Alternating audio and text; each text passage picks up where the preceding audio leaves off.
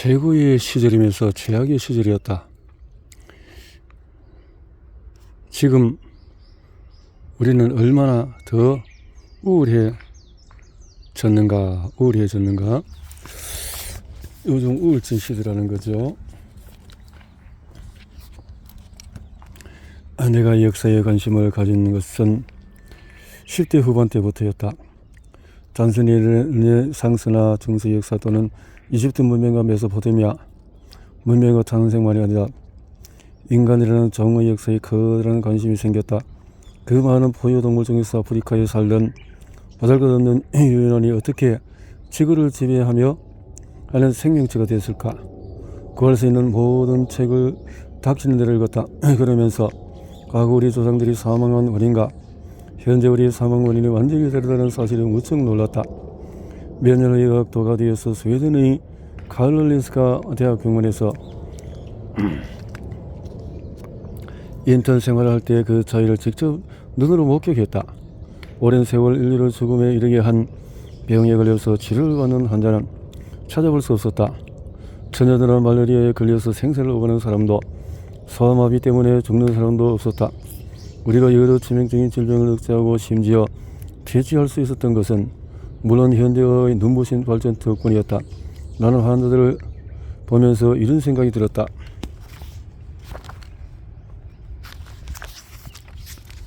만일 이들 우리 조상들처럼 생활했다면 이 중에서 몇 명이 여기 있을까?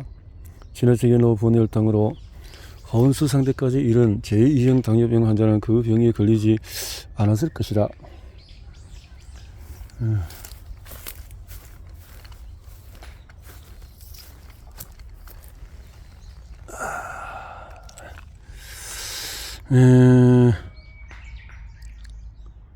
이런 질문.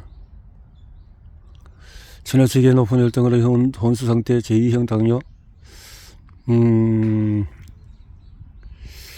그곳에는 조현병 환자들이 입원해 있었는데 내 생각에는 그들이 어차피 조현병에 걸렸던 것 같다. 조현병에는 유전적인 요인이 크게 작용하고 우리가 사바나 초원에 살던 시대 이후로 매우 소수의 사람만 그 유전자를 물려받았다. 역시 유전성이 높은 질환인 심각한 조울증을 앓는 환자도 마찬가지다. 하지만 그들 말고 정신과 병 등의 대다수 환자는 어떨까? 즉 우울증과 불안 때문에 찾아온 사람들 말이다. 만일 그들이 우리 조상들처럼 생활했다면 병원에 올 일이 있었을까? 이 질문은 바꿔서 표현하면 결국 이런 것이다. 오늘날 우리는 과거 어느 때보다도 더 우울해졌을까? 과거 인류의 감정 상태를 추측하는 것은 불가능에 가까운 일이다. 뇌는 화석으로 남지 않으며 그들이 남겨놓은 심리평가 결과 같은 것도 없다. 하지만 그들에게는 크게 우울해질 만한 순간은 분명히 있었다. 알다시피 그 시절에는 사람들의 절반이 10대가 되기 전에 사망했다. 다시 말해서 대다수 성인이 적어도 자녀 한 명은 잃었다. 그렇다면 그때도 요즘만큼 우울증을 겪는 이들이 많았을까? 합당한 추측을 위해서 오늘날 수렵 체질 생활을 하는 부족을 연구해 볼 수도 있다. 하지만 그들에게 그저 몇 번 설문에 답해달라고 요청하는 방법으로는 안 된다. 연구자가 현지 부족 사회의 신뢰를 얻은 뒤에 그들을 몇 년에 걸쳐서 관찰해야 의미 있는 결과를 얻을 수 있다. 인류학자 에드워드 시펠린이 바로 그렇게 했다. 그는 파푸아 뉴기니 카를리족과 10년 넘게 함께 생활하면서 관찰했다. 그 결과 그들은 역시 심리적인 괴로움을 느낀다는 사실을 알게 되었다. 그러나 삶의 환경이 매우 열악함에도 2,000명을 면담하고 조사 결과 우울증을 앓는 사람은 극소수였고 증상도 가벼웠다. 인류학자 제임스 수즈먼도 20년간 아프리카 칼라하리 사막의 부시민족의 생활과 같은 생활한 뒤에 결론을 얻었다. 이들도 우울증을 겪긴 했지만 흔치 않았다. 탄자니아의 히드 자족 또 토라족 산업화되지 않은 공동체를 연구한 다른 인류학자들도 역시 같은 결론을 내렸다. 이들 부족에서는 우울증이 거의 나타나지 않았다. 현재 수렵 채집인들의 생활 조건이 우리 조상들처럼 매우 열악하다는 점을 고려할 때 매우 놀라운 결과다. 이대로 약 절반의 아이들이 사춘기가 되기 전에 죽는데 이는 당연히 부모에게 커다란 비극이다.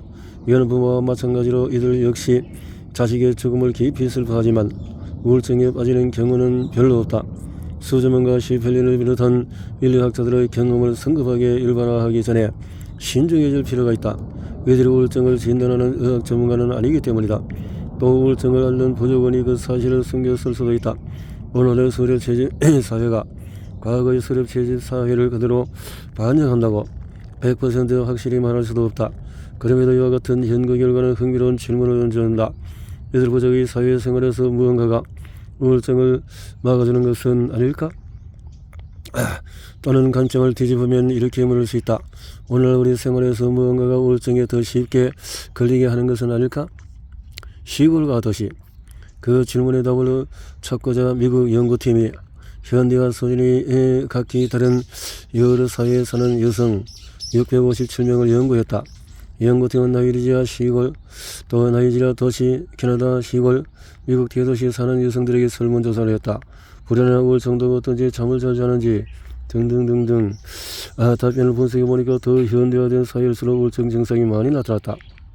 나이지리아 시골 여성은 나이지리아 도시 여성보다도 정신건강 상태가 더 좋아 보였고, 나이지리아 도시 여성은 그랬네요. 이런 차이가 나네요.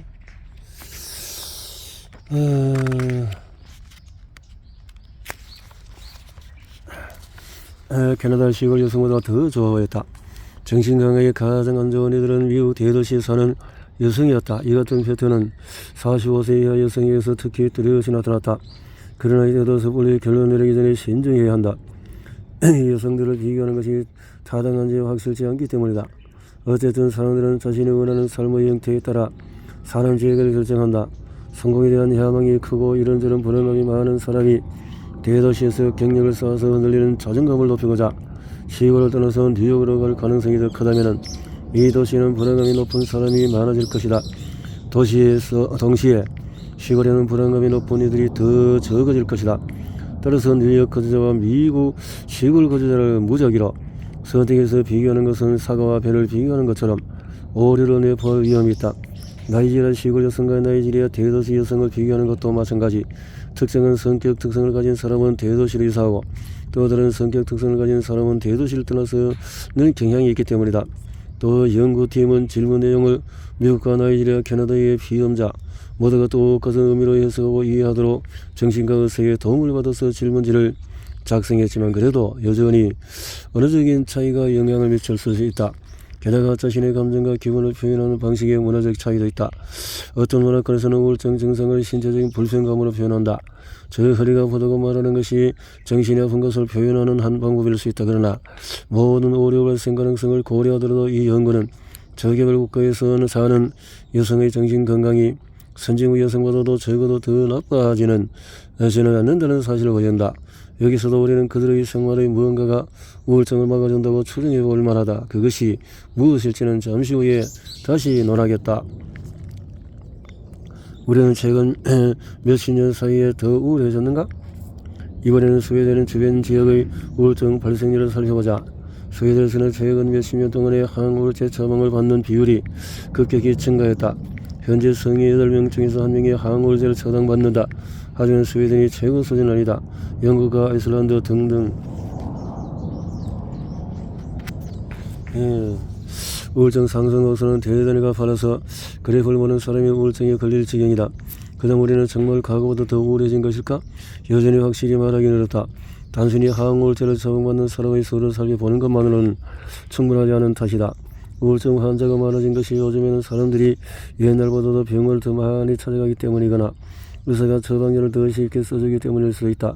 게다가 서로 다른 시점에 무작위로 선별한 대규모 비험자 집단에 우울증과 관련해서 같은 질문을 던진 여러 연구를 살펴보면은 예컨대 미국인 60만 명을 대상으로 한 설문조사는 2000년에서 2015년 사이에서 우울증이 증가했음을 보여준다. 특히 10대 우울증은 무려 40% 넘게 증가했다. 프랑스의 한 연구는 1990년 초에 비해 2005년에 우울증 환자가 더 많아졌음을 보여줬지만은 증가폭은 미미했다. 오스트레일리아 1998년 우울증 환자가 6.8, 2008년은 10.3, 10년 사이에 2배 가까이 증가한 것이다. 하지만 독일에서는 연구팀이 1997년부터 2012년 우울증 환자에 큰 변화가 없었다. 일본에서는 우울증 환자 수가 2003년에서 14년 사이에 64% 증가. 하지만 증가의 주요 원인은 병원을 찾아가서 전문가의 도움을 구하는 이들이 많아졌기 때문으로 보인다. 우울증 환자 수의 증가는 반드시 우울증으로 실제하는 사람이 많아졌다는 의미는 아니다. WHO는 2005년에서 2015년 사이에서 우울증을 겪는 사람 수가 전 세계적으로 증가한다고 밝혔다. 하지만 같은 기간에 세계 인구가 13% 증가했다는 사실도 고려해야 한다. 이런 많은 수치와 통계 자료가 혼란스럽지 않은가? 나는 확실히 그랬다. 여러 연구가 명백하게 한 방향을 가리치지 않기 때문이다.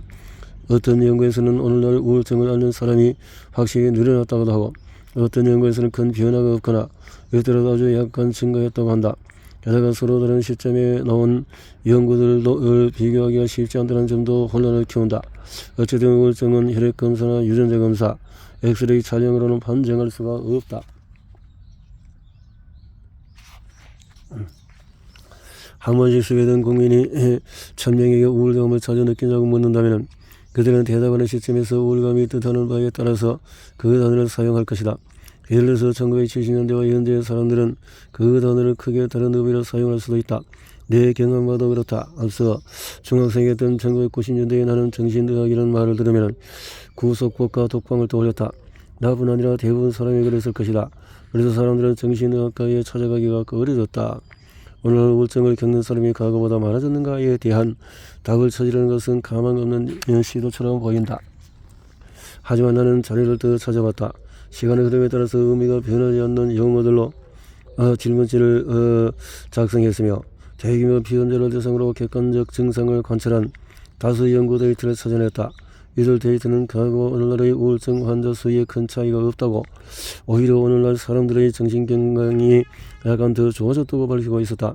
예외는 10대 소녀들로 이들의 우울과 불안은 지난 10년간 증가해왔음을 뒷받침하는 근거가 많다. 이 데이터를 제외하고는 20년이나 30년 전보다도 현재 우울증을 겪는 사람이 더 많아졌는지 아닌지 정확히 판단하기 힘들다. 주의력 결핍, 가행 행동장애나 자폐증도 마찬가지다.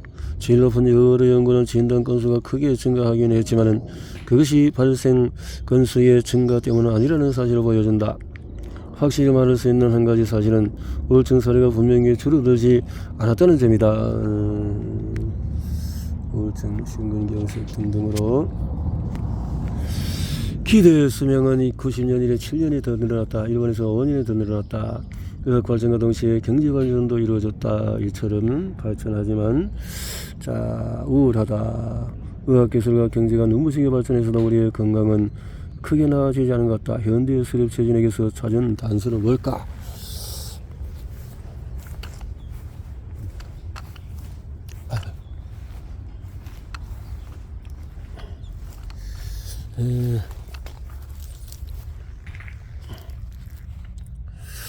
현대 수렵 체질에서 찾은 단서는 모든 것이 눈부시게 발전했음에도 20년 전보다 우리의 정신건강이 좋아지지 않았다는 것 같은 말이 절망적으로 들릴지 모른다.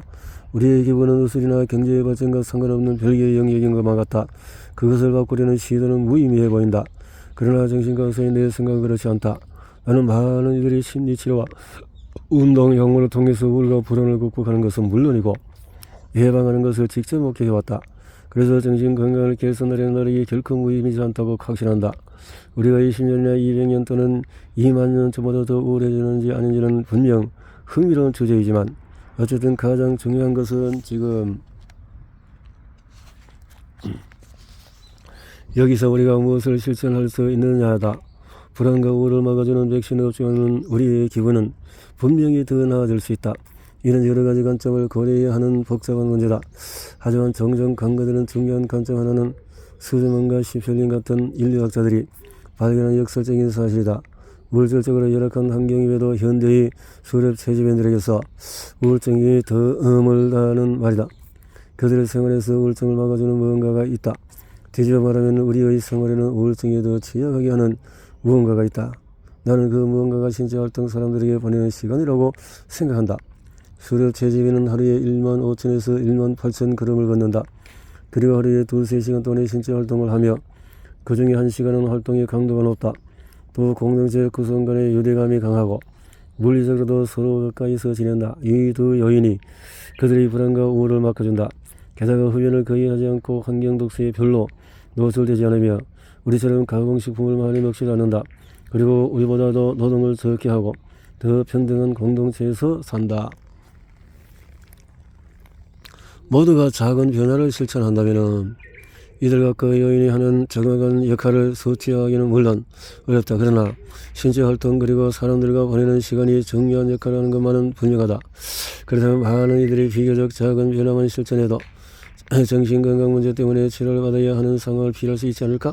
우리가 지금보다 조금만 더 운동을 한다고, 걸음수를 늘려서 매일 1만 보씩 걷는다고, 조금만 더 자주 사람들을 직접 만난다고 생각해봐라. 세상의 모든 외롭지 않은 사람이 일주일에 1시간만 빼서 외로운 사람을 돕는다고 상상해봐라. 그럼 어떻게 될까? 앞서 소개한 연구들을 떠올리면 답이 대충 보일 것이다. 우울증 사례의 20%가 위로하면서 기인하고 운동량을 늘리면 우울증의 12%를 예방할 수 있다는 말이다. 우울증 감소 말고 얻을 수 있는 위로움이 많다. 매우 드물어서 통계를 내기 어려울 정도다. 당뇨, 건강관리 시스템이 전혀 없고 가장 기본적인 생활시설조차 없음에도 오늘날 수렵 최주민들은 신체적으로 매우 건강하다. 정신건강도 마찬가지. 심리치료는 항우울제의 도움을 받지 않는데도, 그리고 많은 성인이 적어도 20년 가까이 의사를 살면서 확실히 깨달은 점이 있다. 인간의 건강과 정서적인 안정에 관한 가장 커다란 성과를 올리는 것은 탁월한 연구를 완성하는 것도, 더 많은 이들에게 향전신성 약물을 처방하는 것도 아니라는 사실이다. 우리는 최첨단 기술과 또 무관한 구식 방법으로 가장 큰 성과를 얻을 수 있다.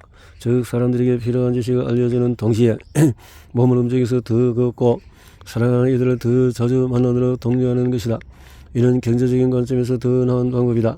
정신의학자 토머스 인셀은 13년간 이끌었다. 우리는 수없이 많은 훌륭한 논문이 발표될 수 중요한 도움을 제공줬다. 뇌에 관한 다양한 연구 결과가 세계 곳곳에서 나오고 최첨단 지식을 갖는 일은 중요하다. 그러나 그런 지식이 사람에게 가닿지 않고 그들의 삶을 바꾸지 못한다면 아무 의미가 없다. 정신의학 연구가 쓸모없다는 얘기가 아니다. 이 분야의 연구는 꼭 필요하다. 하지만 신체적인 정신적인 건강을 높이기 위해서는 미래를 바라보며 기술을 혁신하고 뛰어난 연구 성과를 내는 것만으로는 안 된다. 과거로 시선을 해서 인간의 진화 역사를 살펴보는 것도 중요한 이야기다.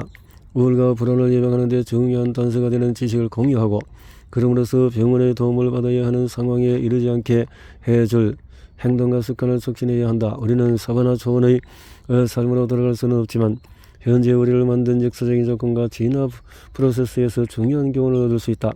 인간이 자동으로 행복해지도록 진화하지 않았다면 질환으로 보이는 많은 것이 사실을 방어해질 수 있다면 도움이 필요한 이들은 누구일까?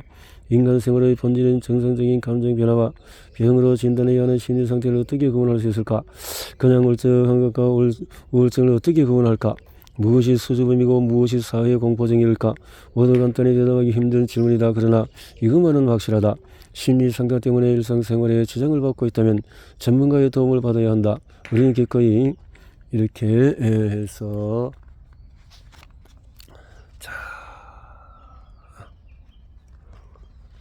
심리 문제에서 도움을 받고 해야 된다.